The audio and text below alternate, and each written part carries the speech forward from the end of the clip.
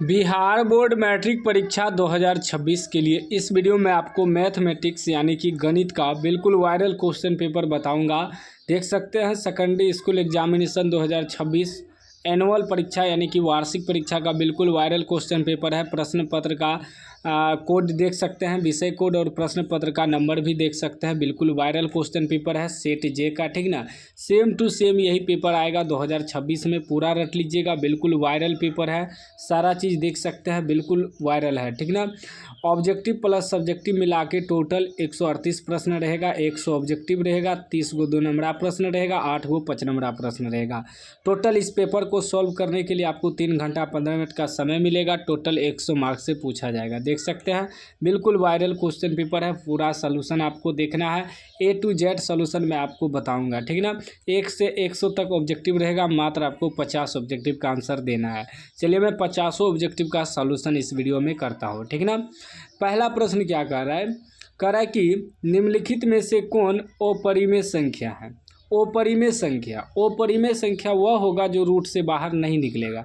जैसे 49 का वर्गमूल तो 7 निकल जाएगा, 36 का वर्गमूल 6 निकल जाएगा, 16 का वर्गमूल 4 निकल जाएगा, 27 का नहीं निकलेगा पूरी, तो यह आपका अपरिमेय संख्या हो जाएगा, यानी कि सी राइट आंसर हो जाएगा, ठीक ना।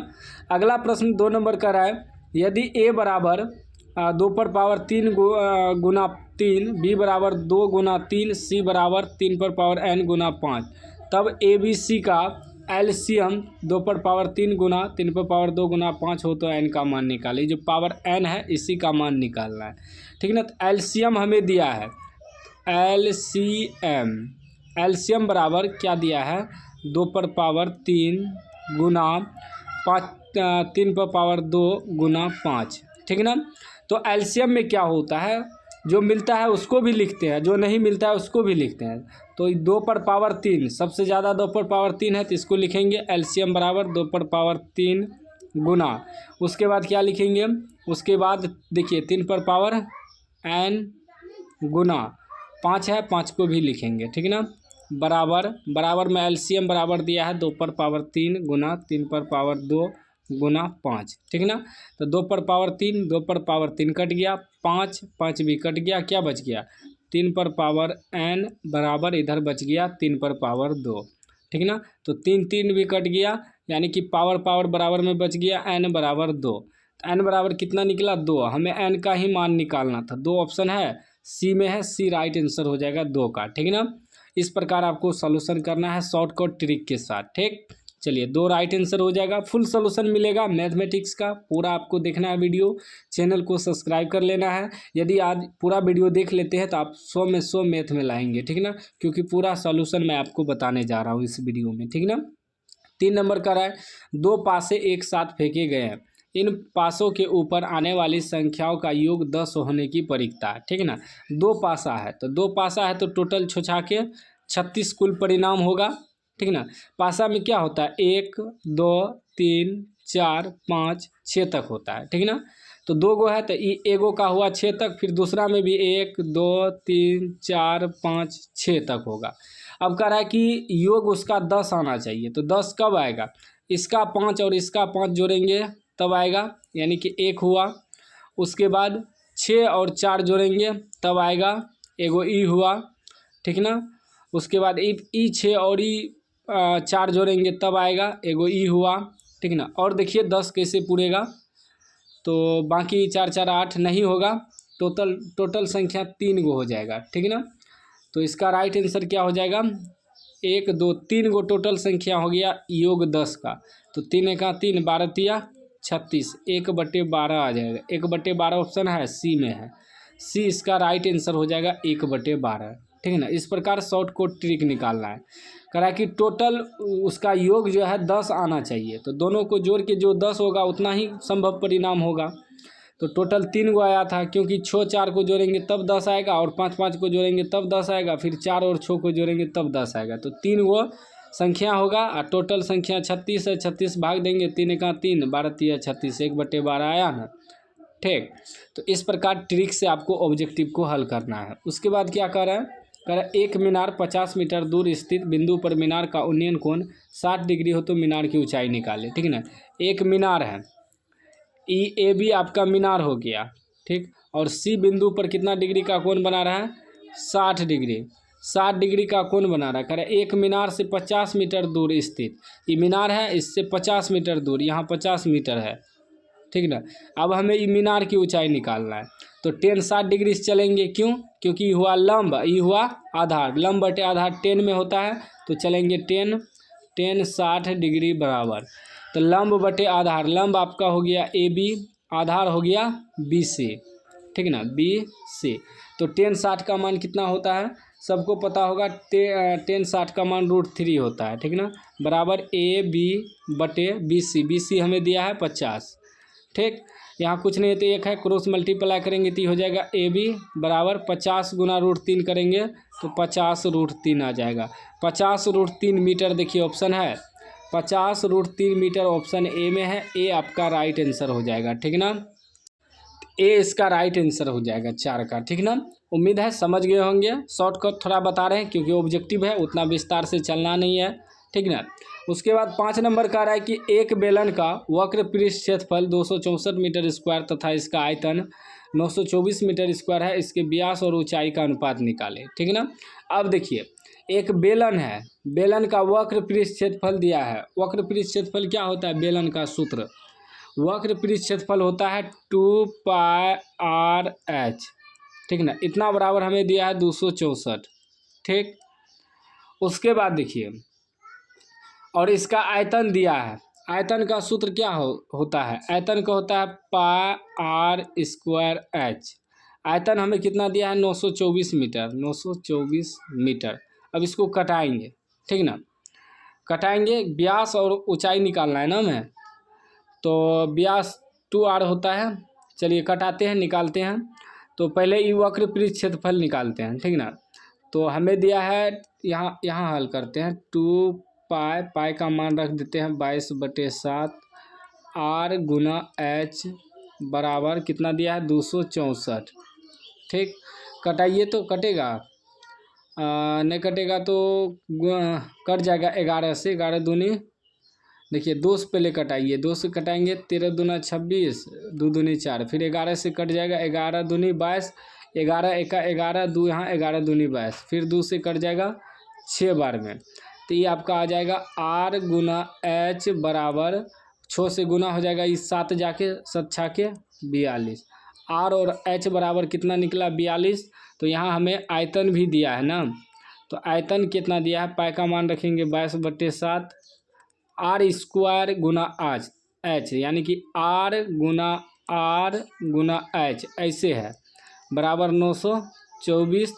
तो देखिए 22/7 गुना r, और ये 2 r है ना, तो r गुना h बराबर यहाँ निकला है 42, ठीक ना। गुना कर देंगे 42 बराबर 924, ठीक। 7 छाके 42, 7 छाके 42 कट जाएगा, ये हो जाएगा, 2 से कटाएंगे 11 दूनी 22, यहाँ 2 से कटाएंगे 4 दूनी 8, एक यहाँ 6 दूनी 12, 2 दूनी 4, 11 से कटेगा, 11 चौक 44, हाँ 11 से भी कट जाएगा, 11 चौके 44, 2 यहाँ बच जाएगा, 11 दूनी 22, फिर 6 से भी कट जाएगा, 6 सत्ते 42।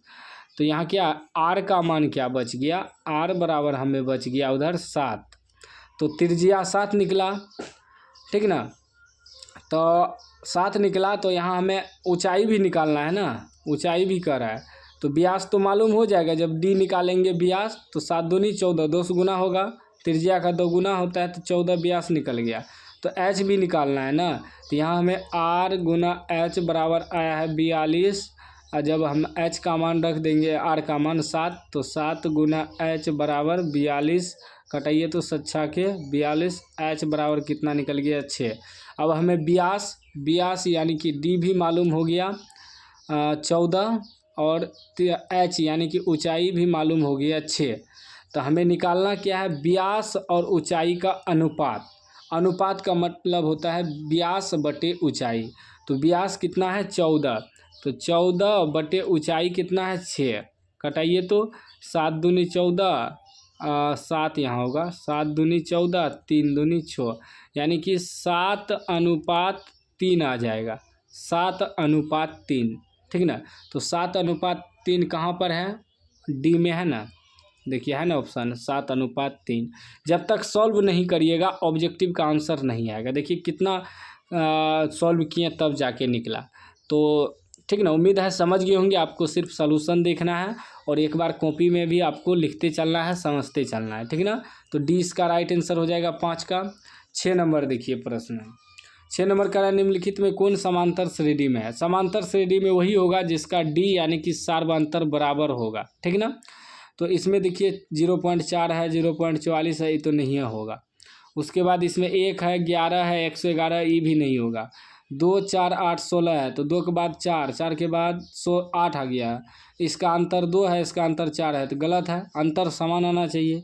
तो डी ऑप्शन सही हो जाएगा। जब 3 ऑप्शन गलत हो तो चौथा ऑप्शन ऑटोमेटिक सही हो जाएगा। कैसे, 0 और -4, 4 का अंतर है, 4 और 8 के बीच 4 का अंतर है, 8 और 12 के बीच 4 का अंतर है, तो सभी में 4 4 का अंतर है, तो यानी कि डी इसका समान है, सार्वंतर है।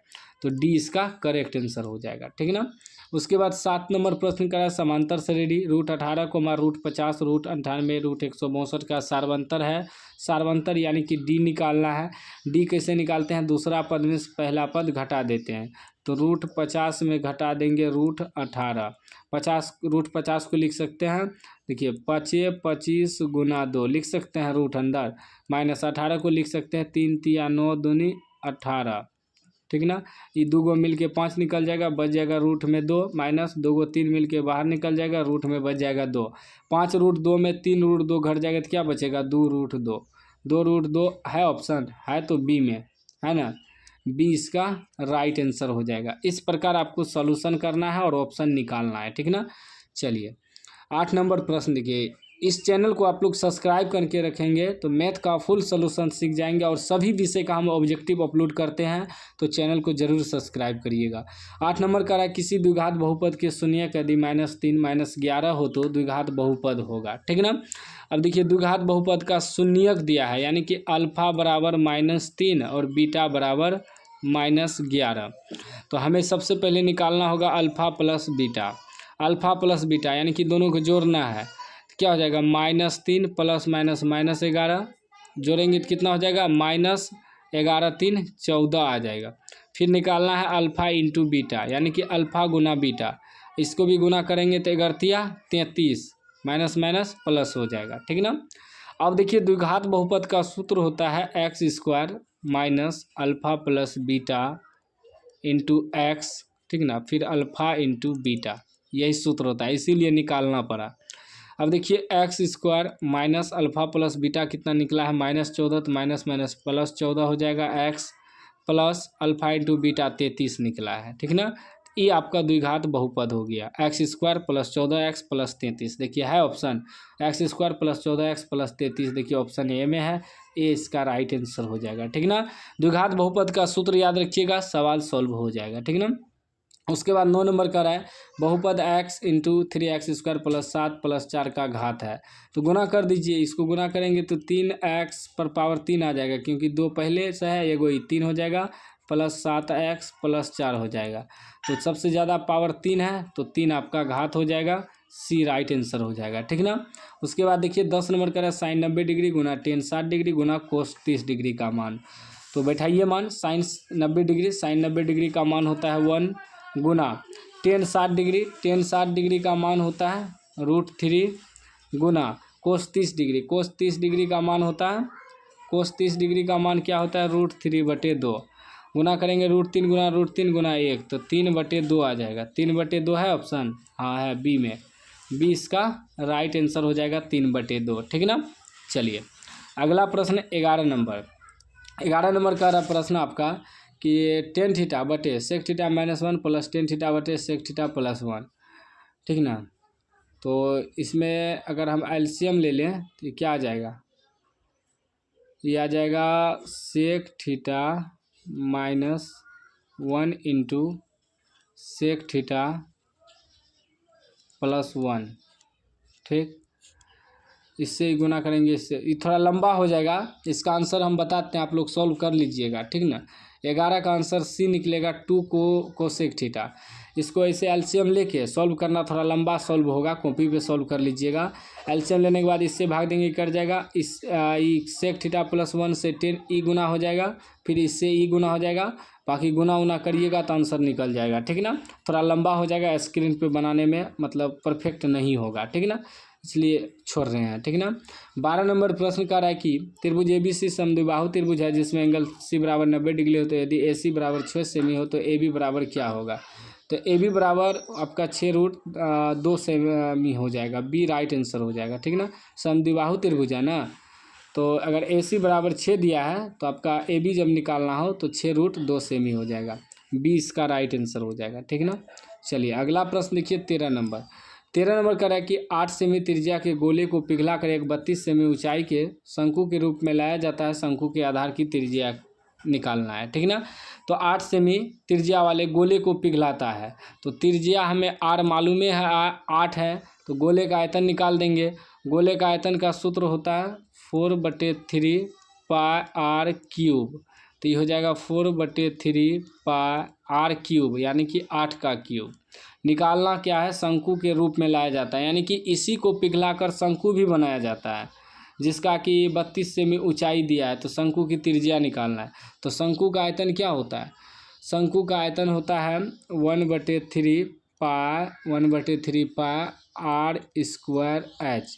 तो जितना इसका आयतन होगा उतना ही इसका आयतन होगा, क्योंकि इसी को पिघलाता है, तो बराबर में रख देंगे 4/3 पाई 8 का क्यूब, ठीक है ना। तो पाई भी कट जाएगा, नीचे 3 भी कट गया, क्या बचा आर स्क्वायर एच तो हमें दिया है 32 सेमी ऊंचाई, तो एच का मान 32 हो जाएगा, ये हो जाएगा 8 का क्यूब, मतलब 8 × 8 × 8, ठीक है ना। यहाँ 8 का क्यूब होगा, 8 यहाँ लिखा जाएगा, ई वाला, ठीक है ना। तो कट जाएगा, 8 चौके 32, 4 दूनी 8, तो ये हो जाएगा आर स्क्वायर बराबर 8 दूनी 16, तो आर बराबर निकालेंगे तो √16, 16 का वर्गमूल 4 निकल जाएगा, यानी कि त्रिज्या कितना निकल गया 4 cm। 4 cm है ऑप्शन 4, 1 मिनट, 8 चौके 32, 4 दूनी 8, 4 दूनी 8, हाँ 4 cm निकलेगा। 4 cm ऑप्शन नहीं है तो इनमें से कोई ऑप्शन है ना, डी राइट आंसर हो जाएगा 13 का, ठीक है ना। 8 सेमी त्रिज्या वाले गोले को पिघलाकर एक 32 सेमी ऊंचाई शंकु के रूप में लाया जाता है, ठीक है, डीए निकलेगा इसका राइट आंसर, ठीक है ना। चलिए अगला प्रश्न देखिए 14 नंबर। 14 का रहा एक थैले में लाल 7 लाल 8 हरा 5 सफ़ेद गेंद है, एक गेंद या अतिरिक्त छाया निकाला जाता है, इसके ना लाल ना सफ़ेद होने की प्रयोक्ता। टोटल गेंद कितना है 8 5 13 7 20 है, तो 20 नीचे रख देंगे। कह रहा है ना लाल होना चाहिए ना सफ़ेद, तो टोटल 20 में से लाल और सफ़ेद घटा दीजिए, तो 20 में से 7 5 12 घट जाएगा, 8 बचेगा, 8/20 कटेगा, कट जाएगा, 4 दूनी 8, 4 पंचे 20, 2/5 निकलेगा, 2/5 ऑप्शन सी में है, सी राइट आंसर हो जाएगा, ठीक ना। 14 का क्या हो जाएगा, सी हो जाएगा। अगला प्रश्न 15 नंबर का रहा है कि 5 सेमी त्रिज्या वाले एक वृत्त के पी स्पर्श रेखा पी क्यू ओ से जाने वाली रेखा के बिंदु क्यू पर इस प्रकार है कि ओ क्यू बराबर 12 सेमी, तो पी क्यू निकाल लें। देखिए क्या कर रहा है कि एक वृत्त है जिसका त्रिज्या कितना है 5 cm है, ये ओ केंद्र है, ठीक है ना। कह रहा है पी बिंदु है, इस पर एक स्पर्श रेखा ऐसे खींचा है, ठीक है ना। उसके बाद पी क्यू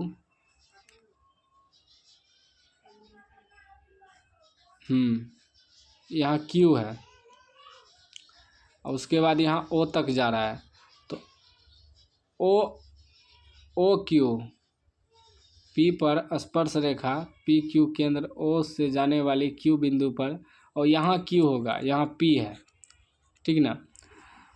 तो कह रहा है कि ओ क्यू 12 दिया है, तो हमें पी क्यू निकालना है। तो ये जहाँ स्पर्श करता है ना, यहाँ 90 डिग्री का कोण बनता है, तो ये आपका लंब हो गया, ये आधार हो गया, ये कर्ण हो गया। ये लंब हो गया यानी कि पी, ई हो गया बी, ई हो गया एच। तो लंब और कर्ण मालूम है तो आधार निकल जाएगा। आधार यानी कि बी बराबर सूत्र होता है एच स्क्वायर घटा पी स्क्वायर का अंडर रूट। तो एच आपका हो गया 12, तो 12 का स्क्वायर, पी हो गया 5, तो 5 का स्क्वायर अंडर रूट 12 का स्क्वायर 144 घटा 5 का स्क्वायर 125, तो कितना बच जाएगा 25 घटाइए तो 9 1 1 root under 119, root under 119 D में ऑप्शन है देखिए, है ना। तो डी राइट आंसर हो जाएगा, ठीक ना।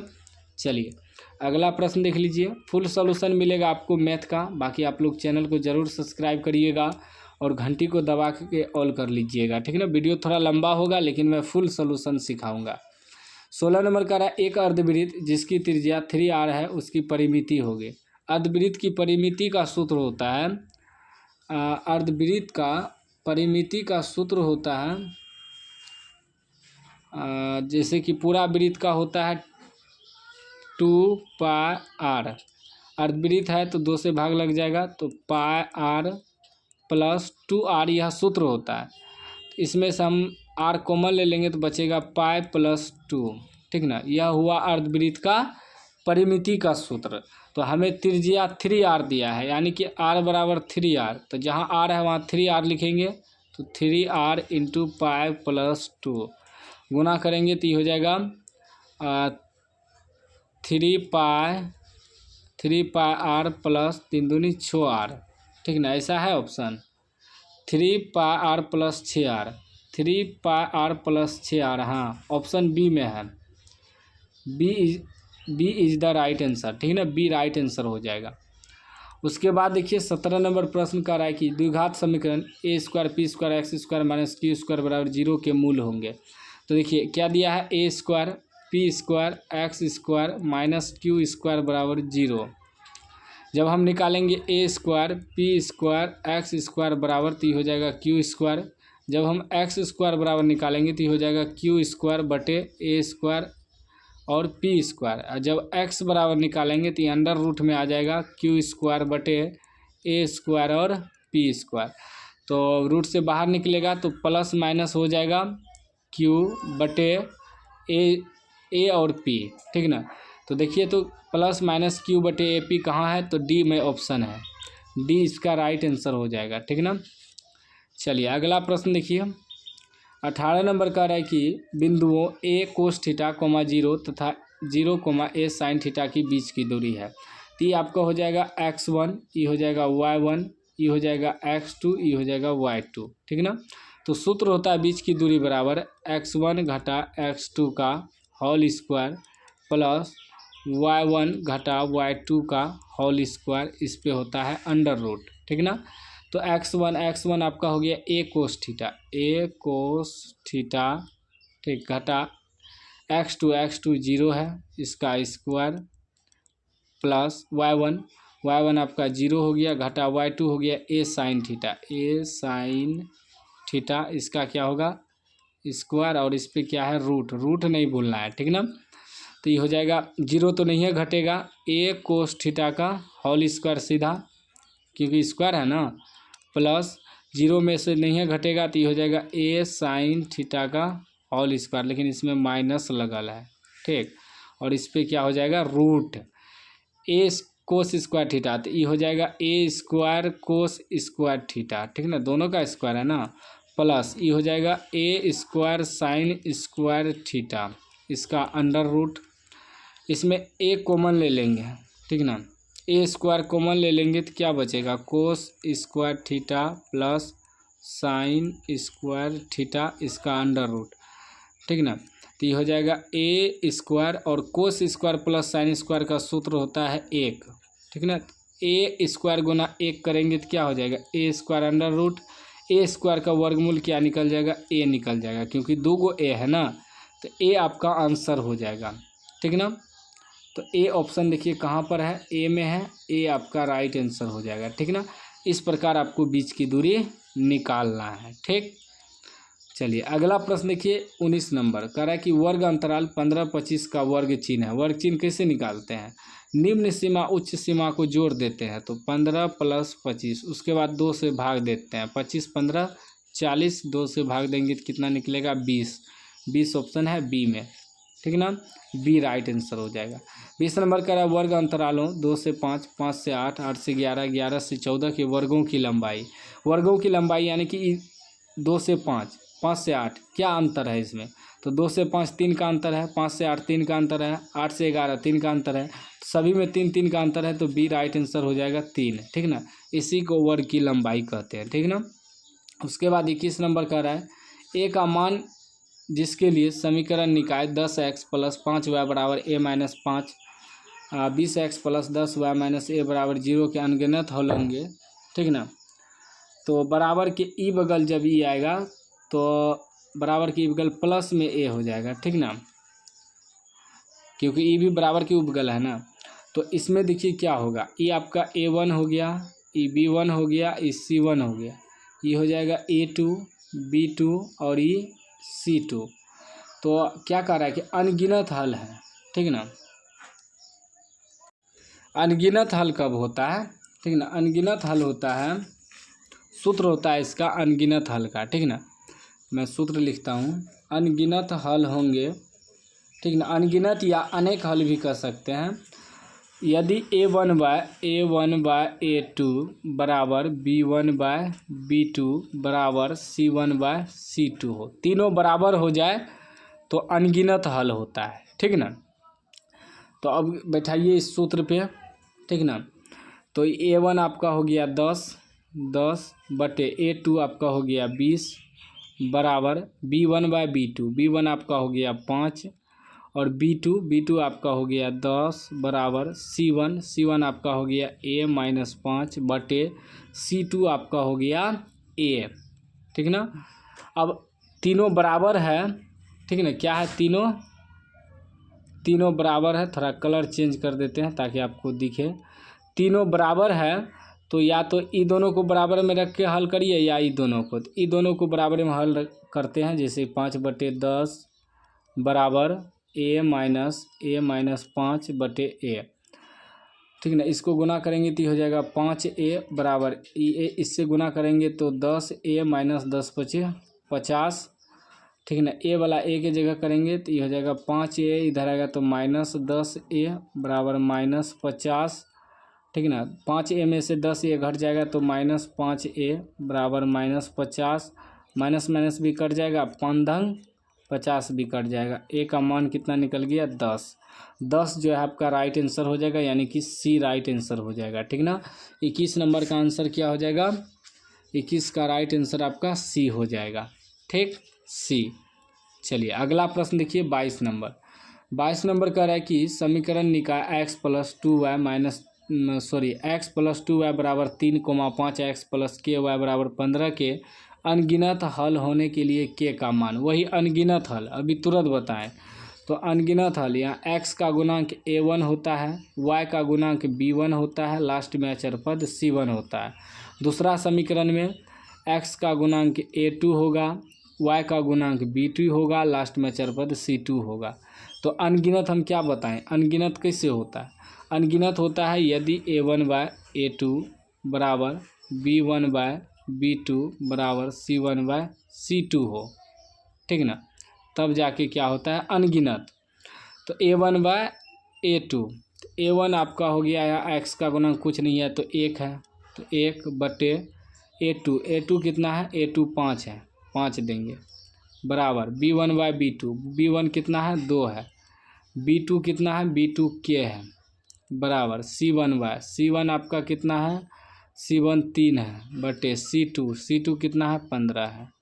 आप चाहे तो ई दोनों को बराबर में रख के हल कर सकते हैं क्योंकि तीनों बराबर है, या ई दोनों को बराबर में रख के हल कर सकते हैं, आपका मर्जी है।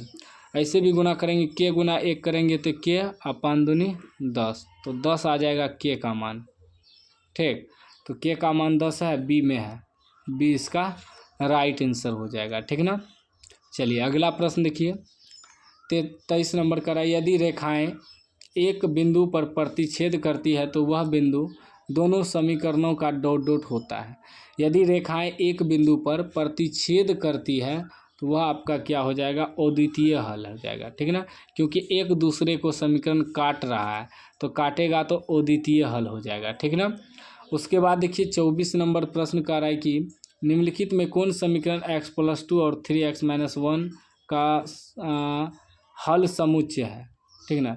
तो देखिए ना, रख के देखिए ना, x+2 बराबर 0 रखेंगे तो x बराबर -2, उसके बाद ही 3x-1 बराबर 0 रखेंगे तो 3x बराबर +1, और जब x बराबर निकालेंगे तो 1/3 हो जाएगा, यानी x का मान निकला -2, 1/3। ये ऑप्शन है कहीं होगा कि, देखिए है ना, बी में, बी हो जाएगा 24 का राइट आंसर, ठीक ना।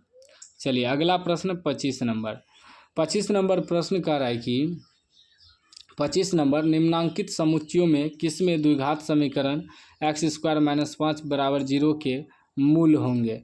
तो क्या x² बराबर जब निकालेंगे तो क्या आ जाएगा, माइनस है तो +5 निकलेगा, और जब x बराबर निकालेंगे तो √5 निकल जाएगा, तो √ प्लस माइनस √5 आएगा, तो क्या आ जाएगा, अपरिमेय संख्या आ जाएगा। क्यों, क्योंकि रूट जो लग गया, ठीक ना, तो सी राइट आंसर हो जाएगा। चलिए अगला प्रश्न 26 नंबर। 26 नंबर कह रहा है कि द्विघात समीकरण ax² + bx + c बराबर 0 के मूल वास्तविक एवं समान है। तो देखिए मूल वास्तविक और समान हो जाएगा तो यानी कि d बराबर 0 हो जाएगा, तो x बराबर सूत्र होता है -b + -√d/2a, ठीक ना। तो ये हो जाएगा -b + -d जब 0 हो जाएगा तो 0 हो जाएगा /2a, ठीक ना। तो ये हो जाएगा -b/2a, क्योंकि ये तो 0 हो गया, तो -b/2a यानी कि सी ऑप्शन सही हो जाएगा, ठीक ना। चलिए अगला प्रश्न 27 नंबर। 27 का द्विघात समीकरण ax² + bx + c बराबर 0 के मूल बराबर हो। तो मूल बराबर हो तो यानी कि d बराबर 0, तो d का सूत्र होता है b² - 4ac, तो b² इतना बराबर 0 होना चाहिए, तो b² बराबर निकालेंगे तो +4ac हो जाएगा, ठीक ना। देखिए तो ऑप्शन है b² बराबर 4ac, b² बराबर 4ac, ऑप्शन डी में है, डी राइट आंसर हो जाएगा, ठीक ना। चलिए अगला प्रश्न 28 नंबर करा, यदि द्विघात समीकरण ax² + bx + c बराबर 0 के लिए b² छोटा हो 4ac हो तो मूल होंगे। यदि देखिए d यदि छोटा हो जाए 0 से, ठीक ना, तो वह क्या होता है, मूल वास्तविक होता ही नहीं है, ठीक ना, वो वास्तविक नहीं होगा। हाँ सी राइट आंसर हो जाएगा 28 का, वास्तविक नहीं होगा, क्योंकि डी छोटा हो गया 0 से, माइनस में आ गया तब ना डी छोटा हो गया 0 से, तो वह वास्तविक नहीं होगा, ठीक है ना। सी ऑप्शन इसका सही हो जाएगा। अगला प्रश्न 29 नंबर करा कि समांतर श्रेणी 10, 7, 4 ... का 30वां पद है। तो 30वां पद निकालना है, तो ए बराबर आपका कितना हो जाएगा, प्रथम पद 10 हो जाएगा, फिर डी निकालना है यानी कि सार्वंतर, दूसरा पद में पहला पद घटाएंगे, 7 में 10 घटाएंगे -3, और n बराबर हमें कह रहा है 30वां पद निकालना है, n बराबर 30। तो सूत्र क्या होता है, an बराबर a + n-1 × d होता है ना। अब देखिए a की जगह कितना है 10 + n की जगह 30 रखना है, 30 - 1 × d कितना है, d -3 है, तो हो जाएगा 10 + 30 में से घटेगा 29 गुना -3, तो हो जाएगा 10 + माइनस 9 × 27 के 7 हासिल 2, 3 दूनी 6 2 8, 10 में 87 घटेगा तो -77 हो जाएगा, -77 आपका राइट आंसर हो गया, बी करेक्ट आंसर हो गया, ठीक ना। चलिए अगला प्रश्न 30 नंबर। 30 नंबर प्रश्न कह रहा है कि समांतर श्रेणी -3, -1/2, 2 का 10वां पद है। 10वां पद निकालना है, ए बराबर क्या हो जाएगा -3, डी निकालना है, डी बराबर दूसरा पद में पहला पद घटाएंगे यानी कि -1/2 में -3 करेंगे, ठीक है ना। ये हुआ पहला पद, ये दूसरा पद, तो दूसरा पद में से पहला पद घटाते हैं डी निकालने के लिए। तो क्या हो जाएगा ये -1/2 -+3 यानी कि 2 एलसीएम आ जाएगा। तो -1 + 3 दूनी 6, 6 में से 1 घटेगा 5/2। डी का मान 5/2 निकल गया और एन बराबर अब की बार कर रहा है 10 निकालने। तो सूत्र वही बैठाएंगे AN बराबर A + n-1 × D। ठीक ना। तो A आपका हो गया -3 प्लस n की जगह रखेंगे 10 -1 × D। D निकला है 5/2। तो ये हो जाएगा -3 प्लस 10 में से 1 घटेगा 9 गुना 5/2। ठीक ना। तो ये हो जाएगा -3 प्लस 9 पचे 45/2।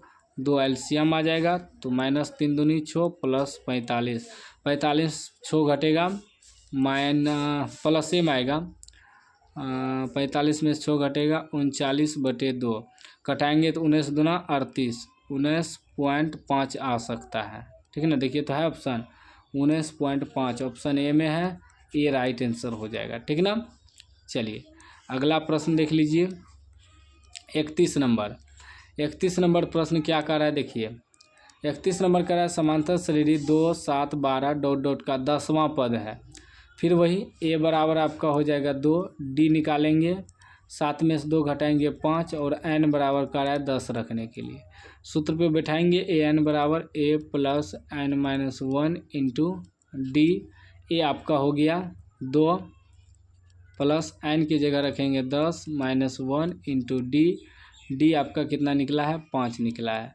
तो ये हो जाएगा 2 प्लस 10 में से 1 घटेगा 9 गुना 5 यानी कि 2 प्लस 9 पचे 45, 2 47 आपका राइट आंसर हो गया ऑप्शन सी 47। ठीक ना। उसके बाद क्या कर रहा है 32 नंबर कि त्रिभुज ABC में DE समांतर BC और AD/DB बराबर 5/3 हो तो AE/AC निकालने के लिए। ठीक ना। निकल जाएगा। एक त्रिभुज है।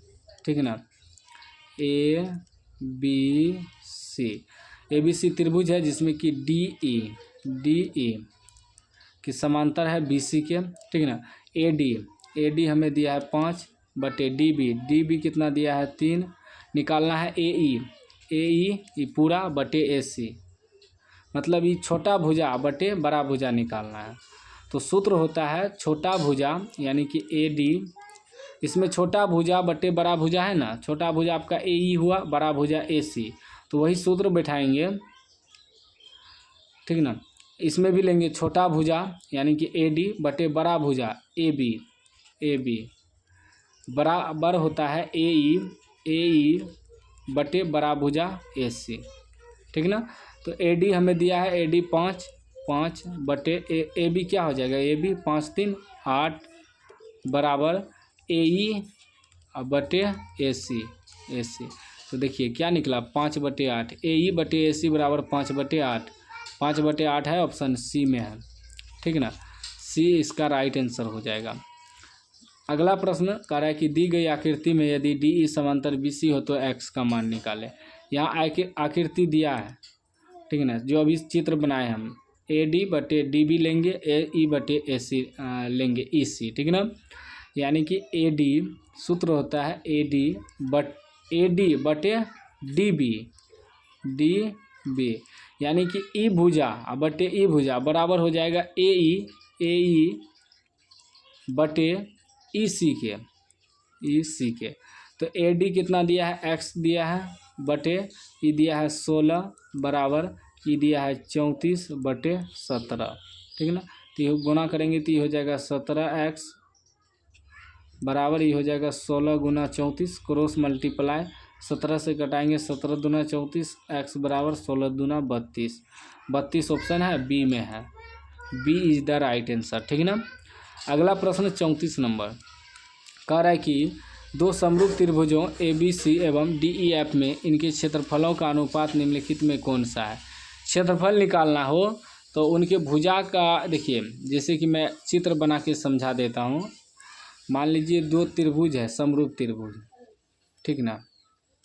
ABC एगो है DEF।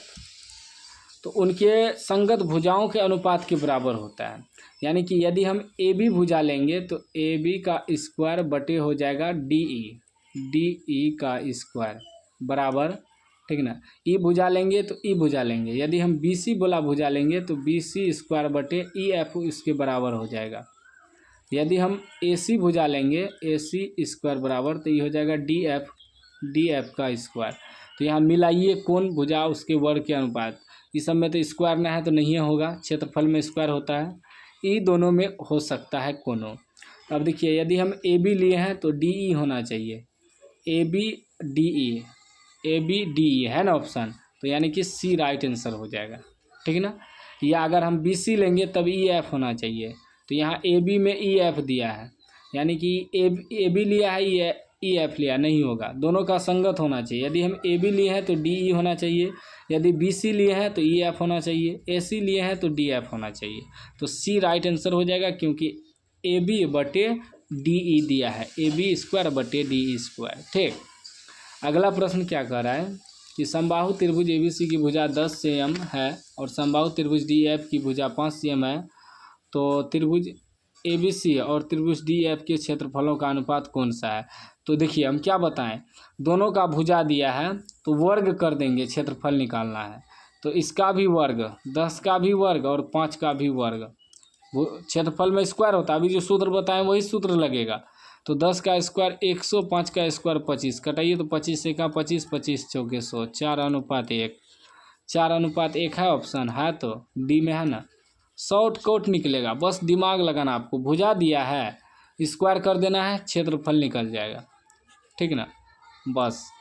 उसके बाद 36 नंबर देखिए क्या कह रहा है, कह रहा है किसी बिंदु कि y अक्ष से दूरी उस बिंदु का कहलाता है, y अक्ष से दूरी यदि पूछ दे उस बिंदु का कहलाता है, तो वह x निर्देशांक कहलाता है, ठीक ना। y अक्ष से दूरी x निर्देशांक कहता है और x अक्ष से दूरी y निर्देशांक कहलाता है, ये भी याद रखना है। तो x अक्ष से दूरी x निर्देशांक कहलाता है, यानी कि भुज भी कह सकते हैं उसे, ठीक ना। उसके बाद देखिए 37 नंबर प्रश्न कर रहा है कि -8 -6 किस चतुर्थांश में है। देखिए चतुर्थांश पकड़ने के लिए समझिए, ये हुआ पहला चतुर्थांश, इसमें दोनों प्लस में होता है, x भी प्लस में y भी, ये हो गया प्रथम चतुर्थांश। y वाला में क्या होता है, फिर दूसरा में क्या होता है, इसमें x माइनस y प्लस में होता है, ये हो गया द्वितीय, ठीक। और इसमें दोनों माइनस में होता है तृतीय में, ठीक ना। और चतुर्थ में क्या होता है, x प्लस में y माइनस में, चतुर्थ। तो बस आपको बिंदु जो दिया रहे, चतुर्थांश पूछे तो उसमें सिर्फ चिन्ह देखना है, अंक नहीं देखना है। तो पहला होता है x, फिर दूसरा होता है y। तो x देखिए चिन्ह माइनस में है और y क्या है, प्लस में है। तो माइनस और प्लस किस में है, द्वितीया में है, तो द्वितीया यानी कि बी राइट आंसर हो जाएगा, बस चिन्ह देखना है उसमें, ठीक ना। ई कॉलम को नोट कर लीजिएगा कॉपी में। उसके बाद कह रहा है कि बिंदु -4 और 3 की स्थिति किस पाद में है, वही पूछ रहा है फिर। तो इसमें भी देखिए ई पहले x हुआ फिर y हुआ, तो x कितना है, माइनस है, y कितना है, प्लस है। तो माइनस प्लस किस में होता है, द्वितीया में होता है, हमेशा पहले x होगा फिर y होगा। तो x माइनस में है, y प्लस में है, तो द्वितीया में होगा, ठीक ना। बस आपको थोड़ा पॉइंट याद रखना है, जो हम कॉलम बनाए थे उस कॉलम को कॉपी में नोट कर लेना है। 39 नंबर का है किसी बिंदु की x अक्ष से दूरी उस बिंदु की कहलाती है, x अक्ष से बिंदु y निर्देशांक कहलाती है, y निर्देशांक यानी कि कोटि हो जाएगा, बी राइट आंसर हो जाएगा 39 का, ठीक ना। x अक्ष से दूरी y निर्देशांक कहलाती है, लेकिन y निर्देशांक को हम लोग कोटि भी कहते हैं, जैसे x और y होता है ना, ये हुआ भुज, ये हुआ कोटि, ठीक। तो यहाँ x अक्ष से दूरी y निर्देशांक होगा, तो y निर्देशांक को क्या कहते हैं, कोटि कहते हैं, तो बी राइट आंसर हो जाएगा, क्योंकि y निर्देशांक तो ऑप्शन है नहीं, तो कोटि हो जाएगा, ठीक ना। चलिए अगला प्रश्न देखिए 40 नंबर का है कि बिंदु 1, 5 किस चतुर्थांश में। फिर वही देखिए, ये हो गया आपका x प्लस y प्लस दोनों, ये प्रथम चतुर्थांश हुआ, या प्रथम लिखिए, द्वितीय लिखिए, या रोमन में लिखिए, कोई दिक्कत नहीं है। ये होता है माइनस प्लस, इसको द्वितीय चतुर्थांश कहते हैं। फिर होता है दोनों माइनस में, x भी माइनस में y भी माइनस में, तृतीय हो जाएगा। फिर x प्लस में y माइनस में, तो ये हो जाएगा चतुर्थ।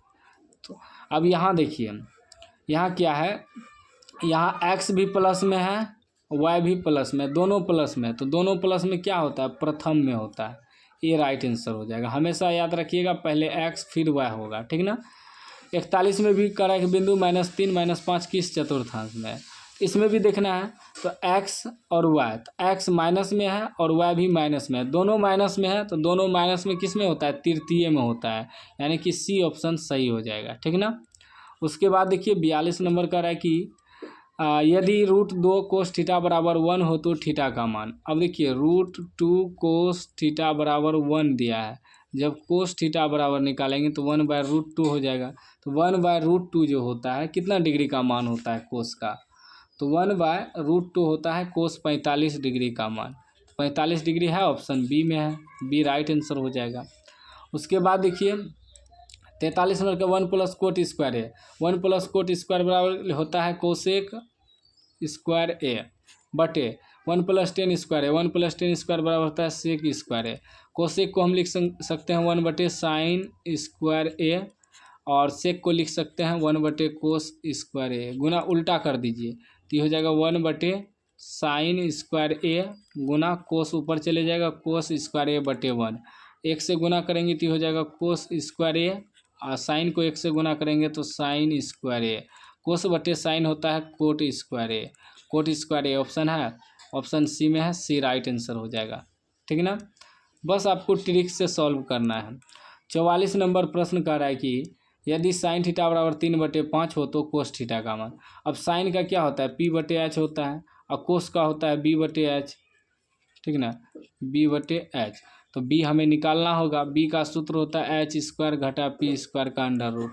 h हमें कितना दिया है, 5 दिया है, तो 5 का स्क्वायर, p कितना दिया है, 3 दिया है, तो 3 का स्क्वायर अंडर रूट, 5 का स्क्वायर 25, 3 का स्क्वायर 9 अंडर रूट, 25 में से 9 घटेगा 16, 16 का वर्गमूल 4। निकालना क्या, कोस का मान b/h होता है, b कितना निकला 4 बटे h कितना है 5, तो 4/5 ऑप्शन है, 4/5 ए में है, ए राइट आंसर हो जाएगा। बस सूत्र याद रहना चाहिए। 45 में कर रहे हैं 9 sec square theta minus 9 tan square theta बराबर, तो ये दोनों में 9 कॉमन ले लेंगे तो क्या बचेगा, sec square theta minus tan square theta, तो ये हो जाएगा 9 सेक स्क्वायर थीटा घटा tan स्क्वायर थीटा का सूत्र 1 होता है, 9 गुना 1 करेंगे तो 9 ही हो जाएगा, यानी कि बी राइट आंसर हो जाएगा। तो इस वीडियो में मैंने आपको 45 ऑब्जेक्टिव का सलूशन बताया है, तो बस 45 ही बनाएंगे, वीडियो बहुत लंबा हो जाएगा। अगले वीडियो में आपको 45 से आगे सिखा दूंगा सलूशन, तो बाकी आप लोग चैनल को सब्सक्राइब कर लीजिएगा और घंटी को दबा कर कर लीजिएगा। कोई भी सवाल समझ में नहीं आया होगा तो कमेंट करिएगा, हम फिर से वीडियो बनाएंगे, उसमें आपको समझाएंगे, ठीक है ना।